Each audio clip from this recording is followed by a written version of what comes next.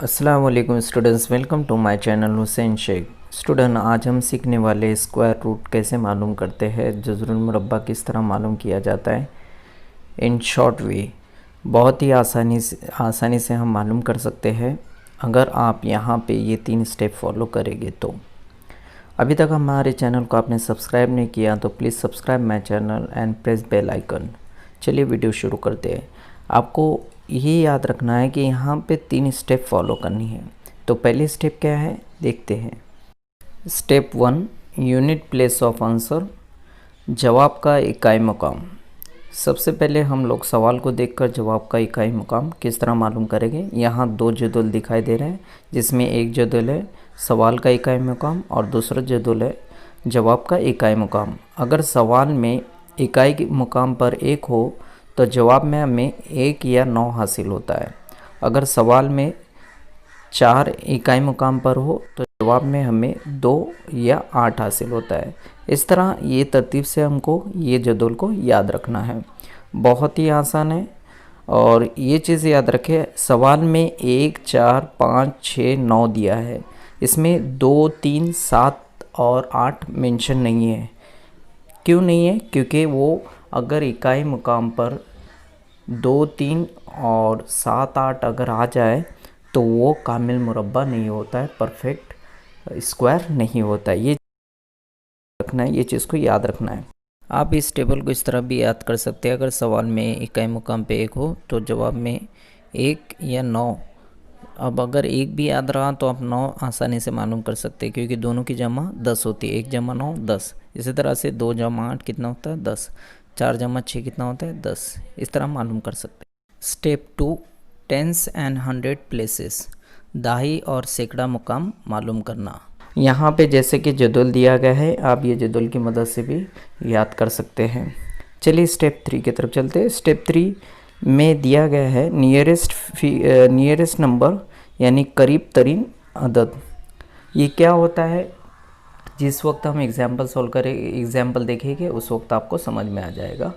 तो ये वीडियो को एंड तक देखिए, क्योंकि एंड में मैं आपको एक एक्सेप्शनल केस बताऊंगा जिसे आपको याद रखना बहुत ज़रूरी है।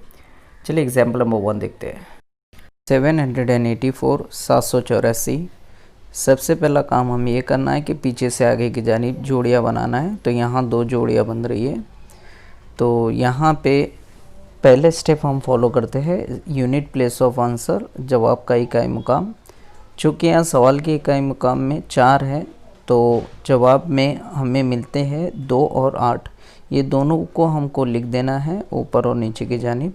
इस तरह हम लिख देंगे। उसके बाद step 2, tens and hundreds place, यानी दहाई और सैकड़ा मुकाम मालूम करना जवाब का।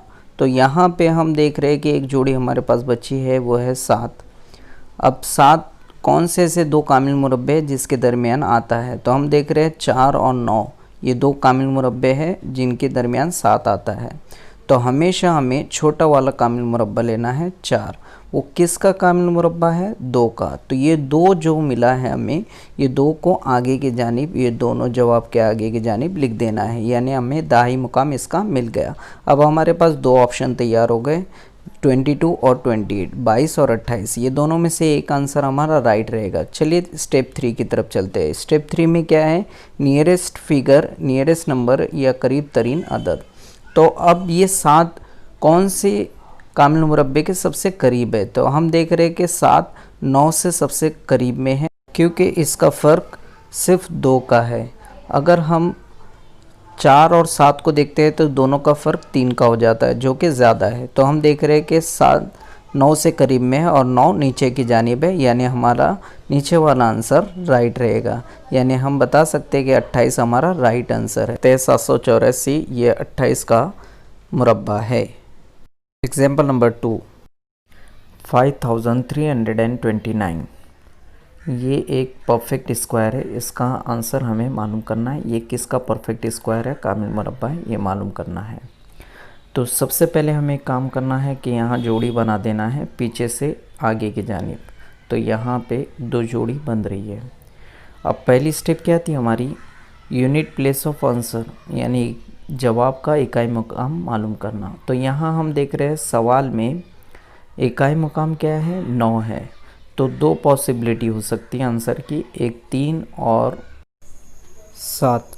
यहाँ दो पॉसिबिलिटी है, 3 और 7। यहाँ हमें इकाई मुकाम मिल जाता है। स्टेप 2 देखते हैं। स्टेप 2 में दिया है कि 10th एंड 100 प्लेस अगर मालूम करना हो, दहाई और सैकड़ा मुकाम अगर मालूम करना हो, तो हमें क्या करना होता है। अब यहाँ पे 53 जो एक जोड़ी बची है वो कहाँ फिट होती है, तो हम देख रहे हैं कि 49 और 64 ये दोनों के दरमियान 53 आता है। तो हमेशा हमें क्या करना है कि जो उससे छोटा है यानी 49 वो किसका मुरब्बा है, 7 का, यानी 7 हम दोनों जगह लिख देंगे। तो 73 और 77 दो ऑप्शन हमारे पास आ जाते हैं। अब थर्ड स्टेप क्या थी, नियरेस्ट नंबर यानी करीब तरीन। यानी हम देख रहे हैं कि 53 49 से क्लोज है, करीब में है, या 64 से करीब में है, 49 से करीब में है, या 64 से करीब में। तो हम देख रहे हैं 49 से करीब में है, क्योंकि इसका डिफरेंस सिर्फ 4 का आ रहा है और इसका डिफरेंस 9 का आ रहा है। तो ऊपर वाली जोड़ी के करीब में, तो यानी हमारा ऊपर वाला आंसर राइट है, यानी 73 हमारा राइट आंसर है। Example number 3, 1281 8281। सबसे पहला वर्क हमारा काम जो है पीछे से आगे की जानिब जोड़ियाँ बनाना है। तो यहाँ 2 जोड़ियाँ बन रही है। तो उसके बाद पहली स्टेप है हमारी, पहली step unit place of answer यानी जवाब का इकाई मुकाम मालूम करना। जैसे कि यहाँ पे सवाल में इकाई मुकाम पर 1 है, तो यहाँ हमें जवाब में 1 या 9 दो ऑप्शन मिलते हैं। अब हम दोनों ऑप्शन लिख देंगे, 1 और 9। अब उसके बाद दूसरी स्टेप हमें फॉलो करनी है। तो दूसरी स्टेप हमारे पास है 10th एंड 100 प्लेस, दहाई और सैकड़ा जो मुकाम की प्लेस मालूम करना। तो वो टेबल की मदद से हम मालूम करेंगे। तो यहाँ पे हम लोग देख रहे हैं कि जो एक जोड़ी जो बची है 82 वो कौन से दो कामिल मुरब्बों के दरमियान आती है, परफेक्ट स्क्वायर के दरमियान आती है। तो 81 और 100। तो यहाँ पे 81 यानी 82 से छोटा 81 है, वो किसका कामिल मुरब्बा है, 9 का। तो 9 हम दोनों जानिब लिख देंगे, ऊपर और नीचे। इस तरह हमारे पास दो आंसर मिल गए, 91 एंड 99। अब यहाँ पे हमें ये देखना है कि दोनों में से कौन सा आंसर राइट है। तो हमारे पास तीसरी स्टेप ये है, नियरेस्ट नंबर करीब तरीन अदद। तो हम देख रहे हैं कि करीब तरीन अदद जो है 80 to 81 से करीब है, ना कि 100 से। तो 81 ऊपर की जानिब है, यानी हमारा ऊपर वाला आंसर राइट है, यानी 91 हमारा आंसर रहेगा। यानी 8281 का आंसर कितना मिलता है, 81। इस तरह से हमने सेकेंड आंसर मालूम किया। Example number 4, 4489। यहाँ पे सबसे पहले जोड़ियाँ बनाएंगे। उसके बाद पहली स्टेप में है यूनिट प्लेस ऑफ आंसर यानी जवाब का इकाई मुकाम मालूम करना। तो सबसे पहले सवाल का इकाई मुकाम पे ध्यान देते हैं। तो सवाल के इकाई मुकाम पे 9 है। तो इस तरह हमारे पास 3 और 7 दो आंसर मिल जाते हैं, दोनों को लिख लेते हैं। उसके बाद सेकेंड स्टेप 10th और 100 प्लेस मालूम करना, दाही और सैकड़ा मुकाम। तो यहाँ पे ये मालूम करने के लिए हम सबसे पहले देखेंगे कि जो एक जोड़ी बची है 44 वो कौन से दो कामिल मुरब्बा के दरमियान आती है। तो हम देख रहे हैं कि 36 और 49 ये दोनों के दरमियान ये जोड़ी आती है।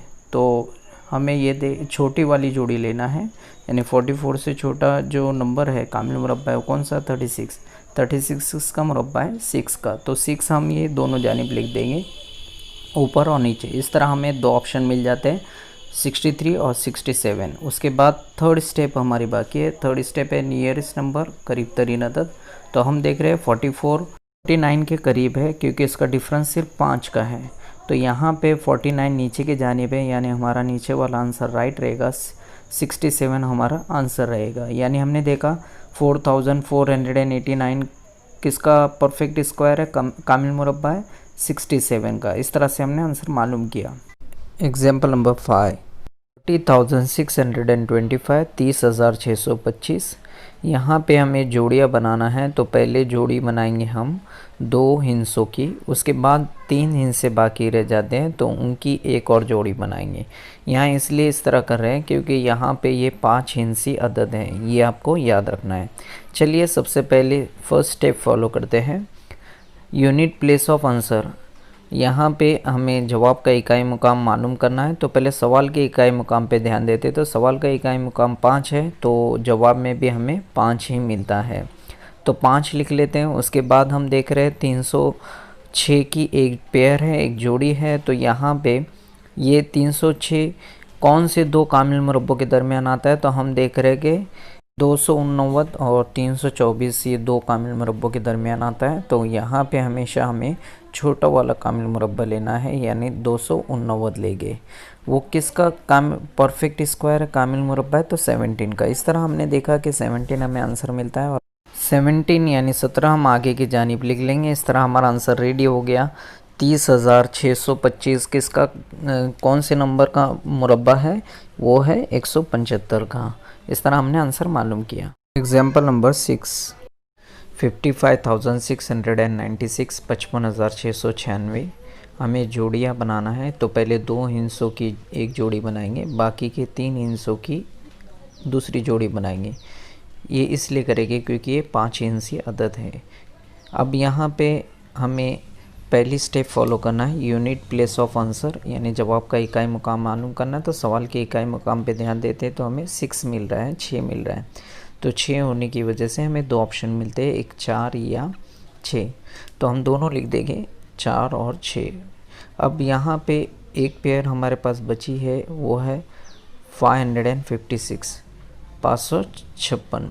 अब ये कौन से दो कामिल मुरब्बों के दरमियान आता है, तो हम देख रहे हैं कि 529 और 576 ये दो नंबरों के दरमियान कामिल मुरब्बों के दरमियान आता है। तो हमेशा हमें छोटे वाला कामिल मुरब्बा लेना है, तो 529 लेंगे।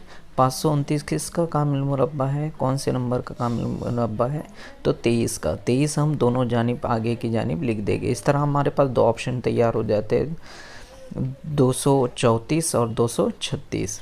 अब यहाँ पे हमें ये देखना है कि ये दोनों में से कौन सा आंसर हमारा राइट है। तो स्टेप 3 फॉलो करते हैं, नियरेस्ट फिगर या नियरेस्ट नंबर, करीब तरीन अदद।